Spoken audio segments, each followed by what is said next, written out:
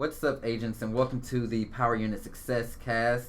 Here we are with another episode, and this is going to be a good one because it's not like anything that I've done before. As you can see, well, I don't know if you're listening to this or you're watching it right now, but we're actually recording this as a video, and we're here in my office. We've kind of turned it into a podcast studio, so this is going to be really cool because it's not really centered around real estate, but more so just entrepreneurship.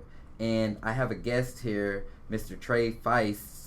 He is the owner of Dank Vodka, and I'm very interested in just getting into all of this because, you know, as a business owner myself, I'm in like one area of business, but this is totally different. And so I love networking and hearing just other perspectives of business and products and retail, and you know, a few people have known me to drink a little bit from time to time, so that's gonna be fun. But yeah, we're gonna get into this. If you haven't subscribed to this podcast yet, do me a favor and click that subscribe button and leave me a review. That's the only way that I can work up these algorithms. So if you're listening on iTunes, just hit that button and leave me a 5-star review. I definitely appreciate it. But other than that, let's get into the podcast.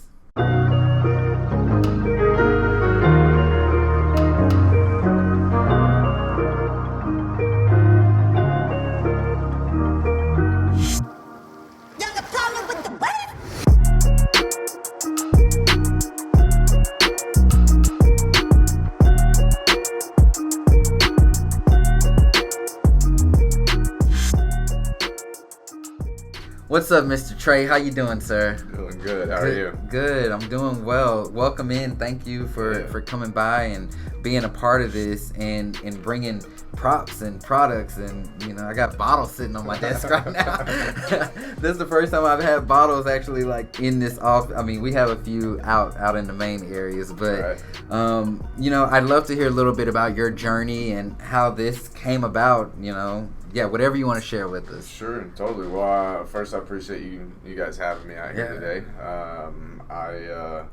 I kind of got my start, you know, right after the Army. So right after high school, went to the Army.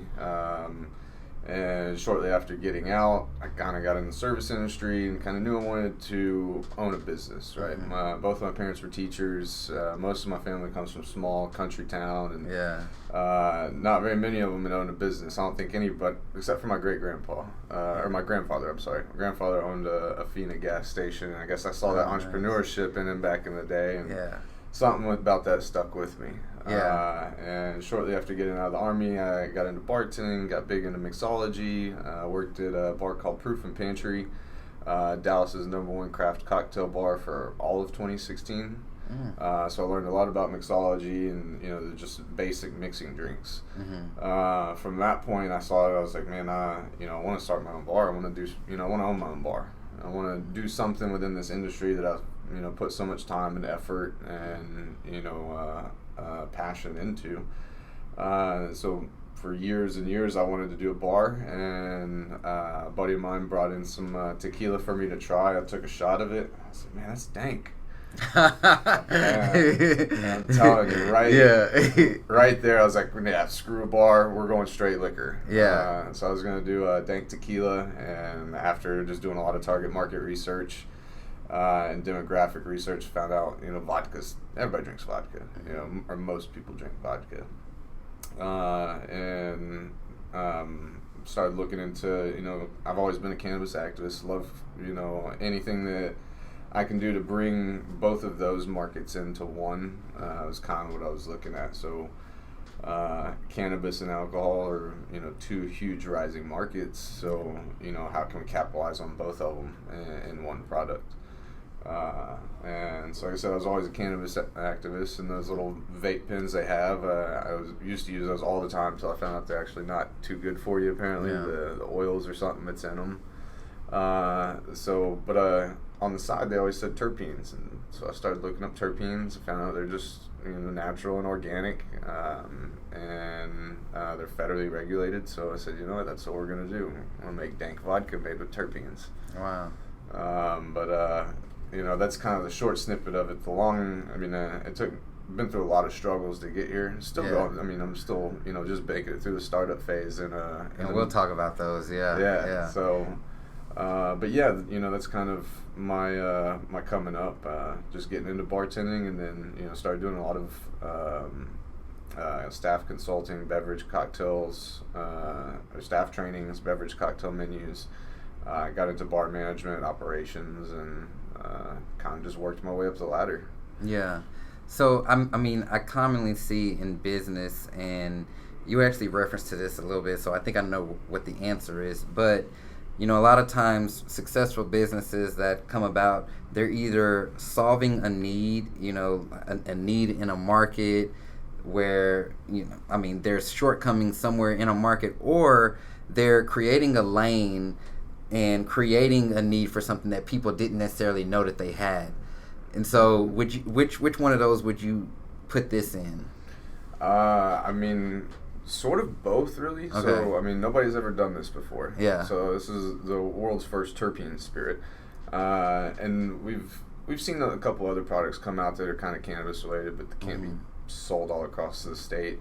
All across the nation, across the world.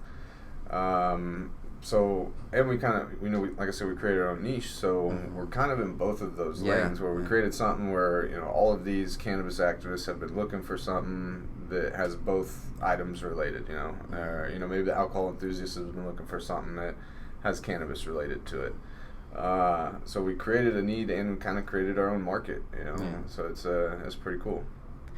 You keep saying cannabis, and I just have to ask this: does this vodka make you high? Like, no, okay. I'm sitting here like, wait a minute.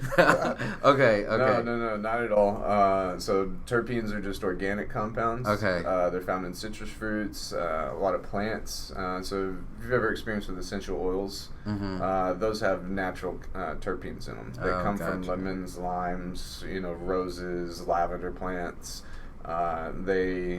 They also come from cannabis as well. Our terpenes come from lemons and limes, grapefruits type terpenes that they add to cannabis for extra aroma and flavor and the medicinal properties. The only thing you're going to get out of this is, so there's no psychoactive features to it, but terpenes are, like I said, they're very medicinal. We use one that's called lemon haze. So it's a super sativa. It's a big upper.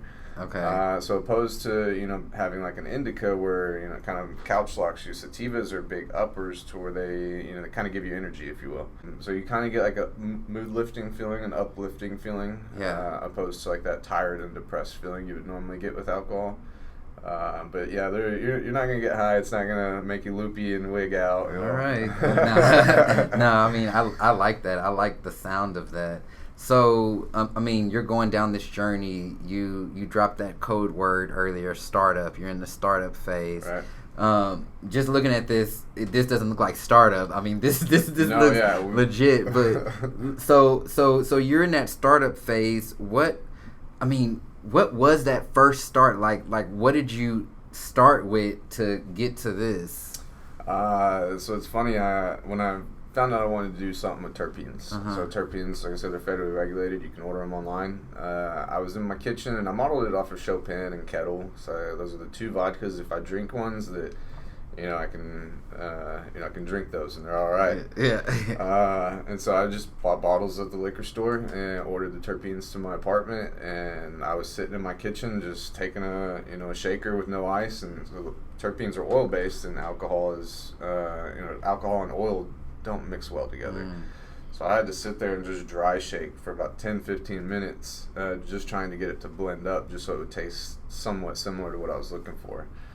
And so after doing that for months, I finally kind of came up with a flavor. Then I wrote a business plan, and that was handed down to me by one of my advisors. But took me about a month and a half, 2 months to write the plan.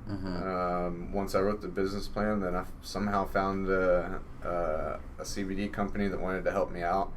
So they pointed me in the line of a distillery. Once I found the distillery, then all of a sudden my investors showed up. Yeah. And it's like, as I was doing everything, I mean, I give all thanks to God, but as I started doing things, God was like, okay, you finished a business plan. We're going to give you this next little snippet. Okay, you got these guys down. We'll give you this next little snippet. Yeah. But it all started with me just doing this in my kitchen. Yeah. I feel like that's how a lot of businesses really take shape. And I was talking about this to my coaching students the other day, because I was saying how, like, everybody tries to figure everything out all up front when that's really not the journey. The journey happens in bits and pieces. Like you mentioned, your first project was creating it in your house, and then you did the business plan, and then this showed up and this showed up, but there was no way to plan how all of that would have taken place. Like, right. You have to do these bits and pieces, and that's what ultimately gets things going. So now you have investors, you have a product, obviously. So would you say at this point you're in more so of the sales side of it now? Correct. Okay. Yeah, so we just made it out of the startup about a month and a half. Okay. Let's just say 2 months ago. Yeah. Made it kind of out of that startup phase and into stage 1. Mm-hmm. Now we're working on getting to stage 2 through all this COVID pandemic stuff. We're still pushing forward, and but yeah, we're out of that startup phase. Finally took something from an idea to put it on paper to make it an actual reality. Yeah. Just pushing into that phase 1, and trying to keep things positively moving. So, like, what's your title, or what do you call yourself? So I am the founder, CEO, brand ambassador, mainly brand ambassador. But when people ask if I, do I work for the company, or what do you do? Actually, I own it. Yeah. But I try and keep myself in like the brand ambassador, sales rep. I'm with the company, and then of course, whenever they see my business card, they see founder, and they're like, "Oh, so you own this?" Yeah. But technically, I would consider myself like the brand ambassador. So I know everything about the brand, know everything about the vodka, the formula, the flavor profile, sales, everything. So. Yeah, it's so funny with that title thing. It just, for me, it's like whoever I'm talking to is gonna determine like what title I give them. Like if like somebody's calling angry and I'm like, oh, I don't want to deal with this right now, then. Sorry, ma'am. I'm just a realtor here. I'm gonna have my manager call you back. But if it's like an opportunity, then I'm the owner. Yeah. So it gets cool being able to like play with your titles a little bit, just definitely depending on So what's been kind of the most fun part about this so far? Really the experience of just owning a business. That's exciting. The fact that I don't have to go to work 9 to 5 anymore somewhere that for somebody that already made it, or for a bar that I don't really enjoy being at, or I don't enjoy working for some of these guys. Is just being able to have a new environment every day, and just be like, I own this. This is me. I'm doing this. I made this. I built this from the ground up. That's honestly the coolest part about it, and the fact that I have my family support on my back. All of my family is just super proud of where I've came from, because of where we've came from and some of the hard times we've had, and but yeah, I love the fact that I own it. I was able to do it. I said I was going to do it, and I did it, and now I'm building something that. Can leave a legacy for, not only my daughter, but my parents, help out the rest of my family, pay off all their bills, do everything the kind of the way I've always dreamed of doing it. So yeah. Let me ask you this, because I often experience that myself, when I look back and I say, oh, now we're here. Is there a certain moment that you feel like has to happen in this journey before you say like, oh shit, I've really made it, or like like what is that big shining moment that you're looking forward to? Right now, we've made a profit. Okay. I have my brother-in-law, I have my family, and they're like, "Oh, congratulations, you've made it." I know. I'm like, "No, if you I don't even know what I'm doing half the time. I'm still learning every day." But no, once we can actually turn a profit, and if we make it through this COVID, so we launched in the middle of COVID, which was pretty ballsy. Yeah. I knew a buddy of mine who launched a restaurant in the middle of COVID, and we both said, "Hey, let's go into this battle together." So if we make it through COVID, which is going to look like we are, then turning a profit. Just if I can just say, "Hey, we finally turned a profit," good, because this has been a about 10-month ordeal just getting going. From the time that I took on my first investment until now, it's been about 10 months. Yeah. Almost 11 months. So almost a full year. Almost a year. And we've only been in business 2 months. So that whole 8 months of stress of what is going on. We battled with TABC for so long, and so just to see us get to this point, make it through COVID, and then, man, let's turn a profit, and then I'll feel comfortable, or not comfortable, but relaxed. Yeah, kind of relax a little bit, and then once we, either once we sell or once we build a distillery, that's when it's like, all right, now you've really done it. You made it through the trials, and now you proved yourself to have done it over the past 5-10 years, and now you're doing this. Yeah. So that's, I think, whenever it will be something, it's like, wow, man, you really did this. Dang, yeah, I love it.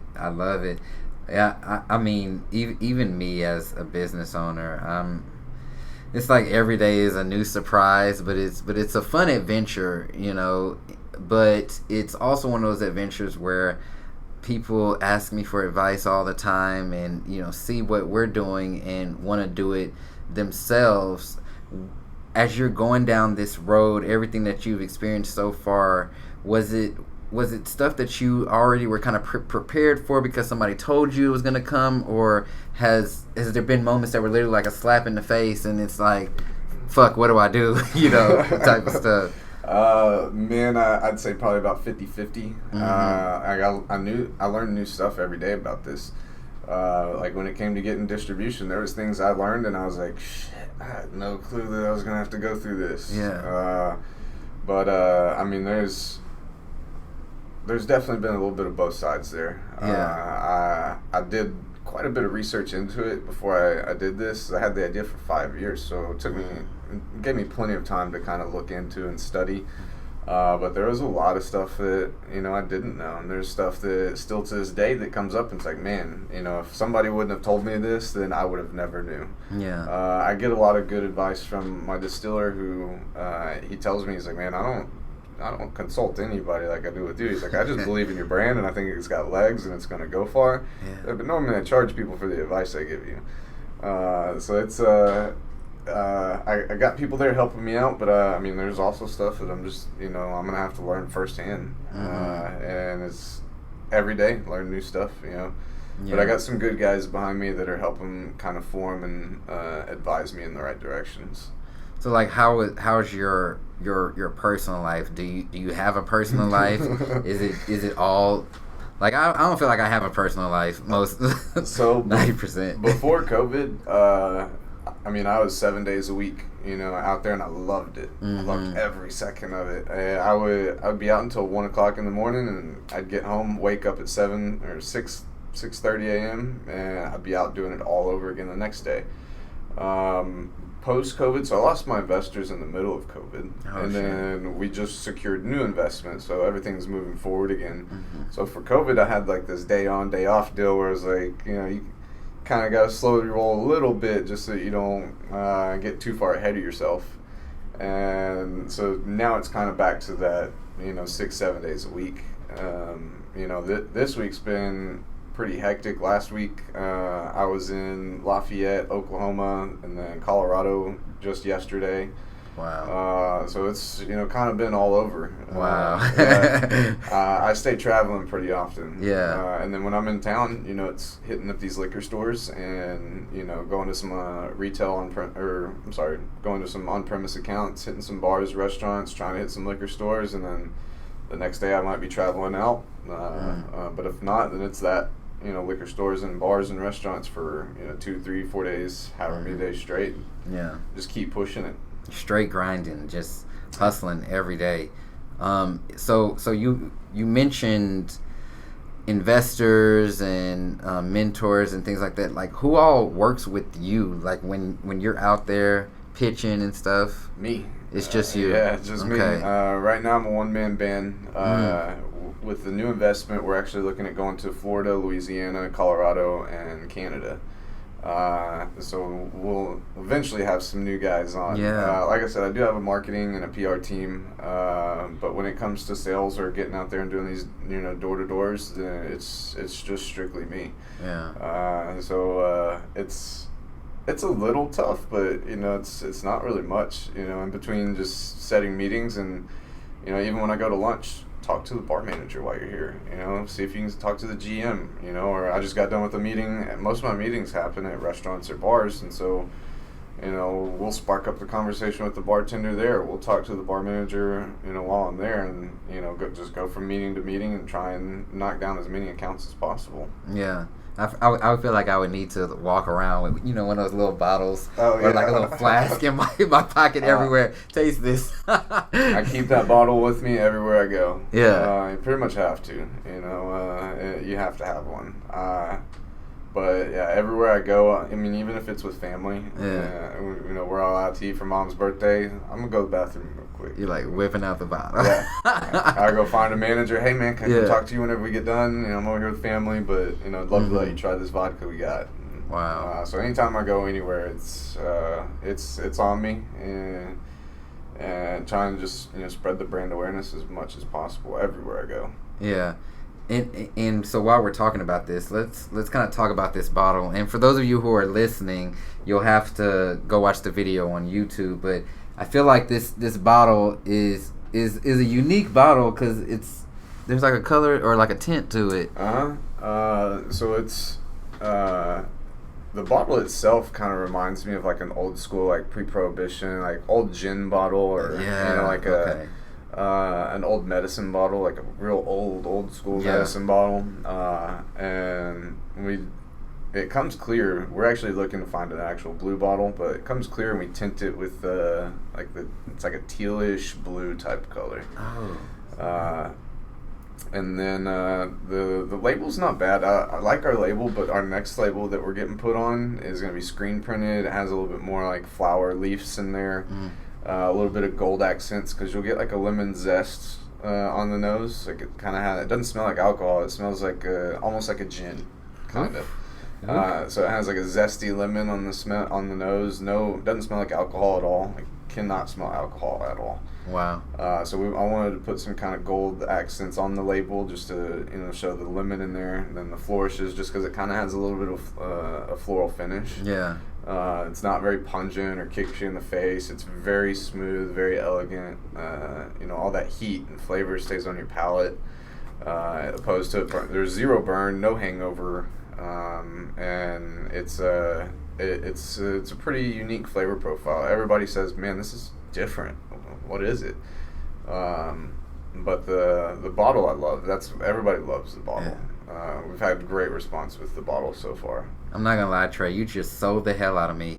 I'm sitting here like my mouth watering, like, and then he said no hangover, and I said perked up. Like, wait a minute. Yeah, exactly what I've been looking for. The terpenes are so medicinal that you'll feel a little groggy, but you can drink a whole bottle. Yeah, you can drink a whole bottle and you'll feel fine the next day. And I've had people that I've given bottles to, and they're like, "All right, man, we're gonna put you to the test. We're gonna see." Look, me too. I'm like, I'm up for the challenge on this. We're gonna see how it goes, and my buddy JR over at Will Call, he went on vacation a couple weeks ago, and he was like, "Man, I forgot I had one in my trunk that you gave me," and so he's like, "Man, we pulled it out. I drank majority of it." He's like, "Felt fine the next day."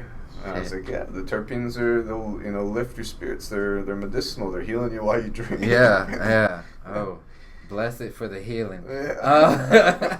So bars and some stores, smaller mom and pop shops. But if someone listening to this or watching would want to get some, like, is that available? Can people just order it or no? Not yet. We're actually looking at getting into flavor and drizzly. So once we get into a little bit more of these retail accounts, then we can get in with drizzly. Flavor is more of a online excuse me, they do kind of like private memberships. So they'll send you flavors of different whiskeys and scotches and vodkas and gins. So they'll send you just little sample bottles, and we're looking at getting in with them for kind of more of our higher end clients that just order stuff only, that don't go out to liquor stores. Yeah. Or for people that aren't in the state of Texas that want to get some, so we could do special private orders that way.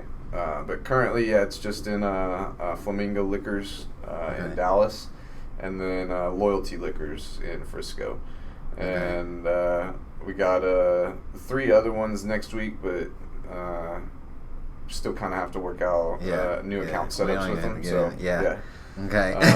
But yeah, it's soon it will be more available for people. So the best thing we can do really is go in the bars and start requesting this. Exactly. To make them reach out to you. Yeah, the best way to get it into your local bar or to your liquor stores, just go to the liquor store and ask them to carry it. And, especially those mom and pop liquor stores, they're a lot more susceptible to say yes, we'll carry it. Than the Goody Goodies or Seagulls, Specs. But even if you go to those places, it's in their system. So it's in Goody Goody, Seagulls, and Specs system. So if somebody goes in and asks for it, they'll say it's in our system, but we don't have it here. So if they want it, then all they have to do is say, would y'all bring it in for me? Okay. And then you can get it at any liquor store. You just have to ask them for it. Any chain liquor store, I'm sorry. Right. You just got to ask them for it to start being delivered to that location. Yeah, as far as bars and restaurants, if you tell your bartender, hey, y'all need to order this stuff, it's awesome, then more than likely they'll start picking it up. Nice. Well, we're getting to the end of this right now, but man, I think this is awesome, and I literally can't get over the way that you described it, and I'm sitting here like, oh snap! Like my mouth I'm smacking my lips and stuff. but yeah, no, this is great, and it's been very enlightening just to see the road to building a business. People may look at you, or they may look at me, or anybody else in our positions and think that we're already successful, or think that we've already made it. But it's like really understanding the journey and the full-on day-to-day, the full-on grind behind what you see that a lot of people they don't put 2 and 2 together. And it's so interesting, especially on social, but whatever. It's real life. It's literally real life. Whereas we could be sitting here doing this today, and something totally different tomorrow, or like yesterday you were in a totally different state, and here we are, and door knocking and grinding it out. So I really appreciate you for coming in, and anything you want to share, feel free. Yeah, just if y'all don't already, please follow us on Instagram, Facebook. It's at Dank Spirits. We have a Twitter as well that I just picked up. I'm not too big on the Twitter, so we'll have to figure that one out. But go ahead and follow us on those social media platforms. Ask for us at your local liquor store, any bar that you walk into, your favorite local bar. Just ask them to start carrying some dank so y'all can try it yourself and join this movement. But other than that, y'all dank responsibly, and I appreciate it. Yeah. Okay. So, all right, y'all. Yeah. And if you do wind up getting the bottle, please tag us on social media at Dank Spirits and hashtag Dank Responsibly. There you go. Well, I appreciate you having me on, and I love talking about this. So it's definitely a good little chat for sure. Yeah, for sure. And as always, thank you all for listening. Click on that subscribe button here on Apple, and if you're watching this on YouTube, click on that subscribe button, leave us a comment, follow Dank. I would definitely appreciate it. So until next time, I'm Chase and J Miles, and this was the Power Unit Success Cast.